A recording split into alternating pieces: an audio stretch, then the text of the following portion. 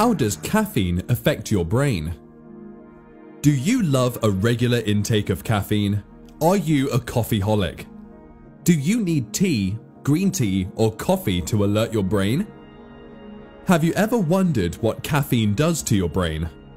Then have a look.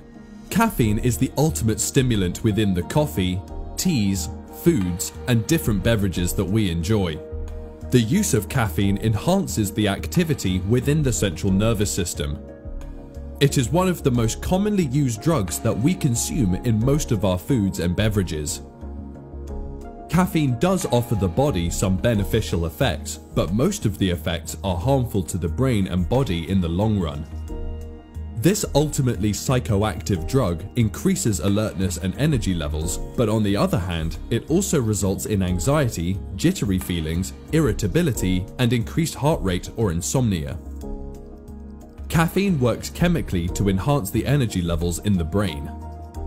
When studying the chemical structure of caffeine, it is the same as adenosine, which is a chemical present in our body that leads to sleepiness. So as soon as we consume caffeine, it binds to the adenosine receptors in our brain that prevents the chemicals from binding with the brain receptors and ultimately keeping us awake without us being tired.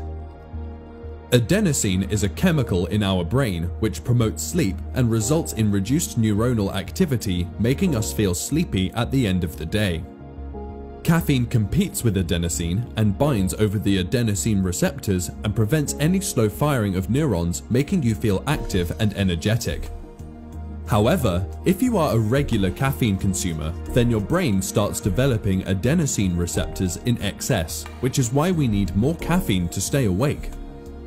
Caffeine also has different effects over our body, where it enhances the adrenaline supply, leading to increased heart rate, increased blood to the heart, and other organs along with the patent airway.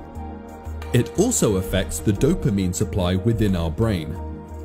It prevents the reabsorption of dopamine into the blood, which causes the happy chemical to stay around our brain for longer, making us feel happy. But this increased dopamine level in the body makes you addicted to caffeine, so be aware of it.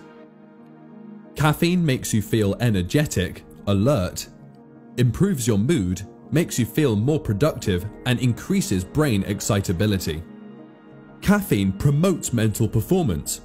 According to a study published in 2012, it was seen that caffeine improved the performance of participants in different tasks like response timing, information processing, and proofreading tasks. A review was published during 2010 which showed that caffeine might show improvement in reaction times and vigilance. If caffeine is consumed at the recommended doses, then it can enhance the mood by influencing neurotransmitters like acetylcholine, norepinephrine, and dopamine. Caffeine is also prescribed for patients who experience drowsiness or fatigue to improve mental alertness.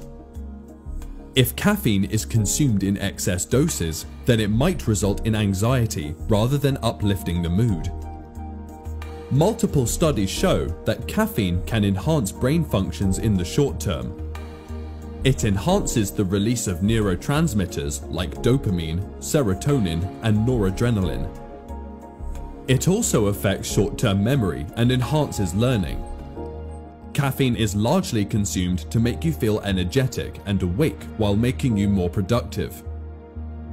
It suppresses the feeling of being fatigued, but if you consume caffeine during late evening or nighttime, then it will interrupt your sleep pattern and result in insomnia.